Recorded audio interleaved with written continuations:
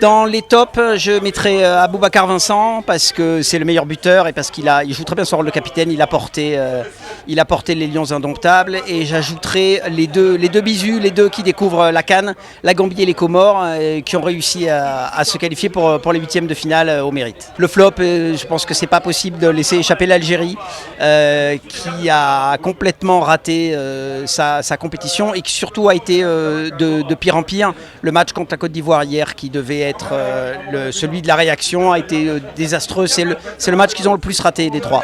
Pour moi, le top de cette compétition jusque-là est bien évidemment le Gabon, puisqu'on a vu que plusieurs de ces cadres avaient été mis de côté à cause du Covid-19.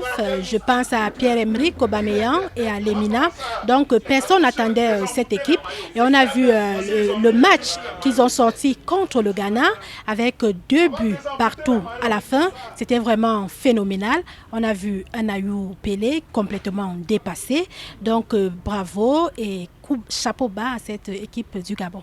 Voilà, le flop pour moi c'est aussi bien évidemment l'Algérie, le champion en titre que tout le monde attendait mais qui a déçu vraiment en rentrant au premier tour avec un seul point. C'est vraiment c'est terrible, on ne sait quoi dire, donc c'est vraiment la déception totale. D'accord, je commence par le top. Pour moi, c'est l'équipe du Nigeria qui a beaucoup impressionné lors de cette phase de poule.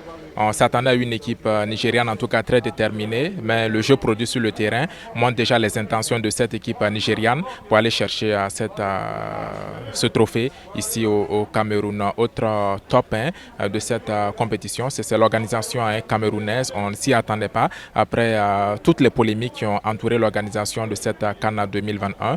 Chapeau en tout cas au Cameroun pour l'organisation de cette compétition. Flop, il y a l'Algérie, l'élimination de l'équipe d'Algérie. Une élimination à laquelle on ne s'attendait pas. L'Algérie dernière de son groupe, derrière des pays comme la Guinée équatoriale et la Sierra Leone, c'est vraiment un véritable fiasco. Autre flop de cette compétition, pour moi, c'est la qualification douloureuse de la Tunisie en tant que meilleur troisième pour le huitième de finale. Une équipe tunisienne certes diminuée, mais qui pouvait aller décrocher au moins la deuxième place dans ce groupe. Autre flop, je dirais les ratés. Lors de certains matchs, je me rappelle de ce match entre la Mauritanie et la Gambie où l'hymne national de la Mauritanie a été joué 3 fois sans trouver le bon hymne national. C'est un véritable flop quand avant un match on n'arrive pas à jouer l'hymne national de son pays. Ça peut démoraliser un peu. Le flop, il faut dire d'abord, il faut commencer par l'équipe de l'Algérie qui ont vraiment pas fait bonne chose et aussi la pelouse de Japoma qui n'arrange pas les joueurs. Et voir même les maltraitances, quand tu vois d'autres joueurs comme André Ayou qui dénonce certaines choses et voir même Mané qui a dénoncé le soleil, les gens qui jouent sous le soleil, le skip qu'on a programmé à 14h et c'était pas facile pour eux.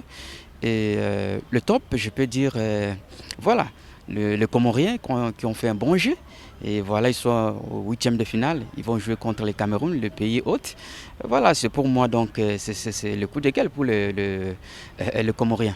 Voilà un peu en général ce que je peux dire. Le top, je pense qu'il y a le Comore. C'était une belle surprise. Le Comore nous a tous surpris. Première entrée, première qualification en 8e de finale.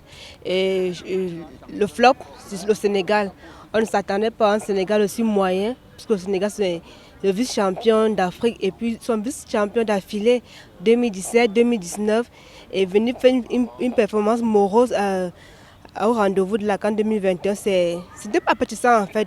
Se qualifier sans une victoire, un grand Sénégal de Sadio Mané, ce n'était pas attendu. Il a sorti de Riyad Mahrez, franchement.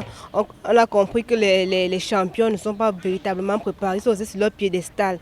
Ils ont sous-estimé leurs adversaires, ils ont sous-estimé les novices en fait.